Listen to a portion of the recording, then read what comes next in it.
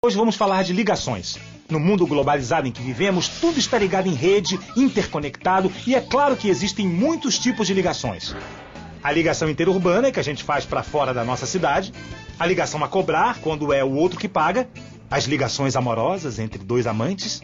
E por fim, nosso assunto de hoje, as ligações químicas, que formam a maioria das substâncias que conhecemos.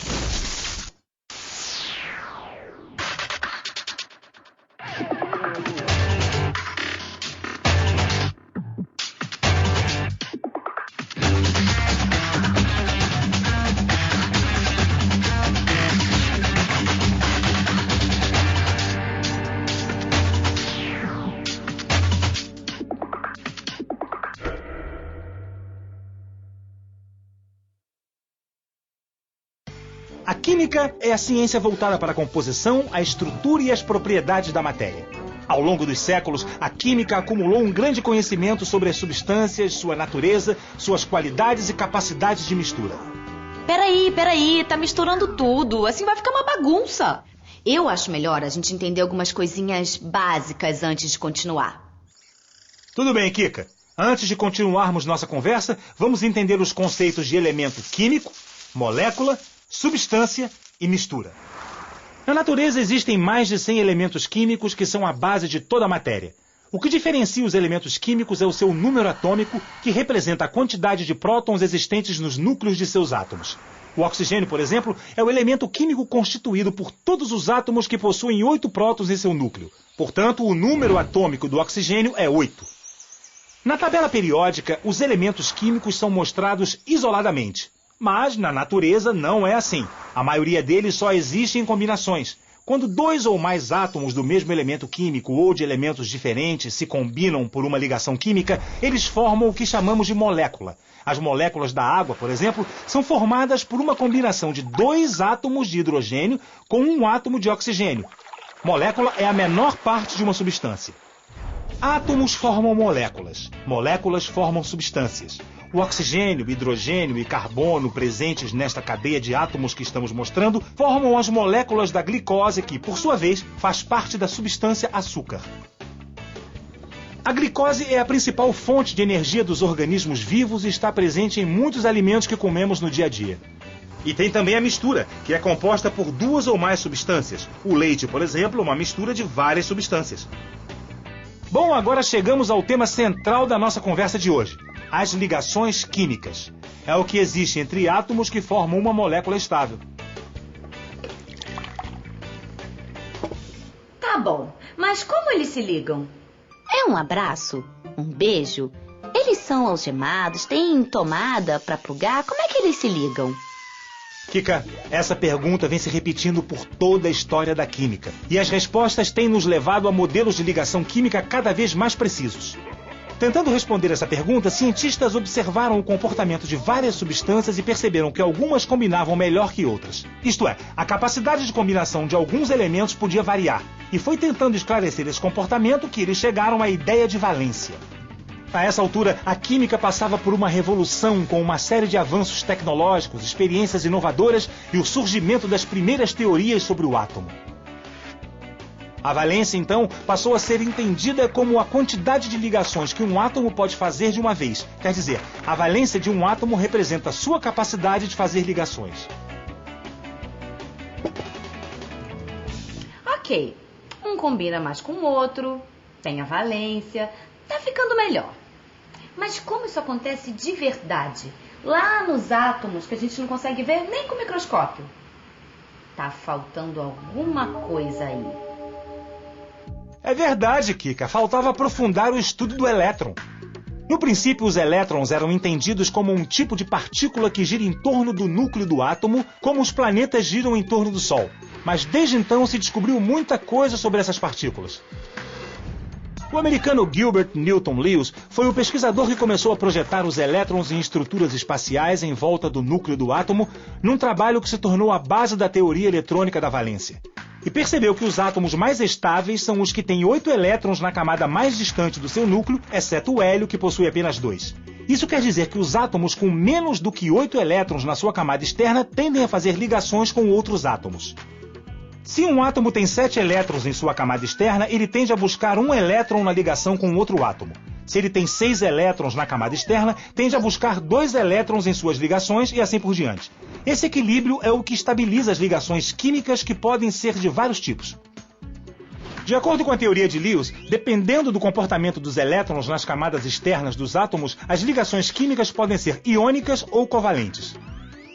As ligações iônicas ou eletrovalentes são aquelas em que os elétrons da camada externa de um átomo passam para a camada externa de outro. Quer dizer, quando existe transferência de elétrons entre átomos. Um átomo de sódio, por exemplo, tende a perder o elétron na sua camada externa para um átomo de cloro. Nessa ligação, eles formam o cloreto de sódio, que compõe o sal de cozinha e que é um exemplo de ligação iônica.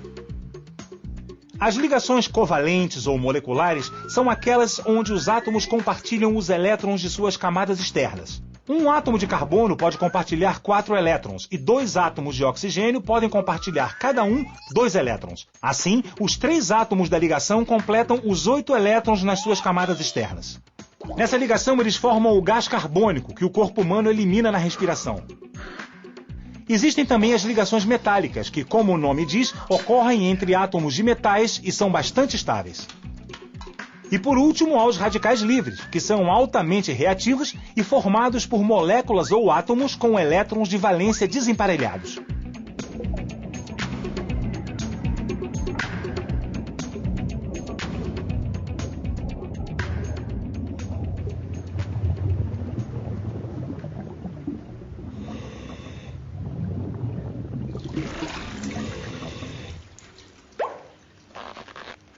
A química passou por muitas transformações e deu um mergulho no universo microscópico.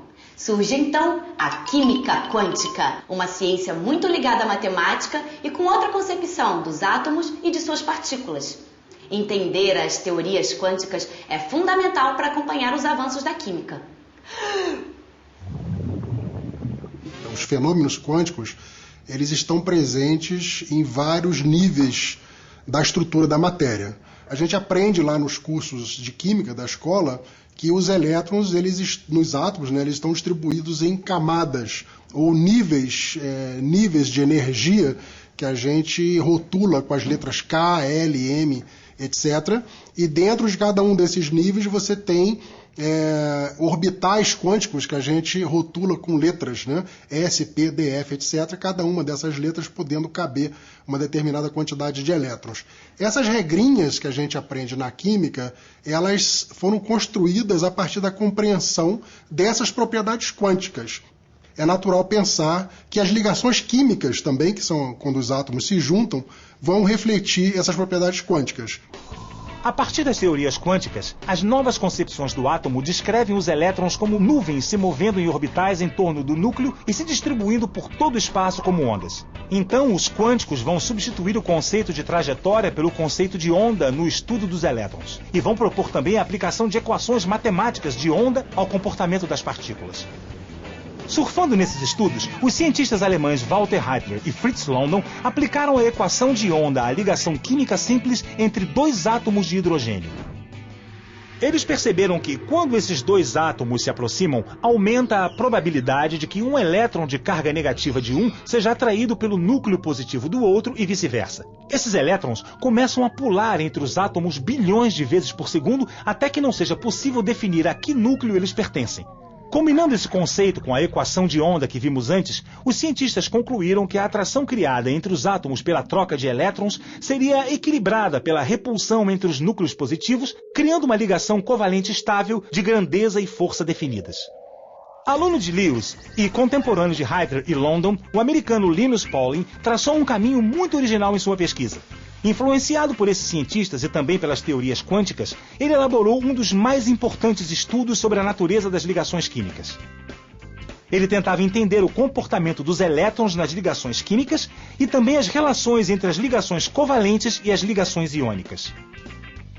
Então Pauling observou que só em casos extremos ocorre uma ligação iônica pura ou uma ligação covalente pura. Na verdade, a maioria das ligações químicas é uma combinação de ligação iônica com ligação covalente. Ele também concluiu que uma ligação depende de outros fatores para ser estável, como as condições do ambiente e a disposição dos orbitais atômicos no espaço. Mas faltava determinar a força que unia os átomos nessas ligações. Então Pauling percebeu que, numa ligação química, um átomo tem mais habilidade de atrair elétrons do que o outro. Ele chamou essa propriedade de eletronegatividade, definindo-a como um poder de um átomo de atrair elétrons para si mesmo. Em seguida, Pauling mapeou diversas ligações químicas e propôs uma escala de eletronegatividade contendo todos os elementos da tabela periódica. Com essa escala, é possível prever se uma ligação química é mais iônica ou mais covalente e também medir a energia dessa ligação. Até hoje, esse é um dos estudos mais importantes sobre a natureza das ligações químicas. Mas essa não foi sua única contribuição importante para a ciência. Pauling sempre buscou pensar as ligações químicas espacialmente. Ele tentava entender o comportamento dos elétrons no espaço relacionando os resultados das experiências que fez com algumas substâncias. No programa de hoje, falamos sobre as ligações químicas. Vimos como elas acontecem, os tipos de ligações e as teorias sobre elas. Vimos que a ciência mergulhou até o nível de partículas que nem podemos ver para buscar explicações sobre as ligações químicas. Mas devemos lembrar que essas ligações são a base de todas as substâncias que conhecemos. Isso quer dizer que elas estão presentes de um jeito muito concreto em todos os momentos do nosso dia a dia.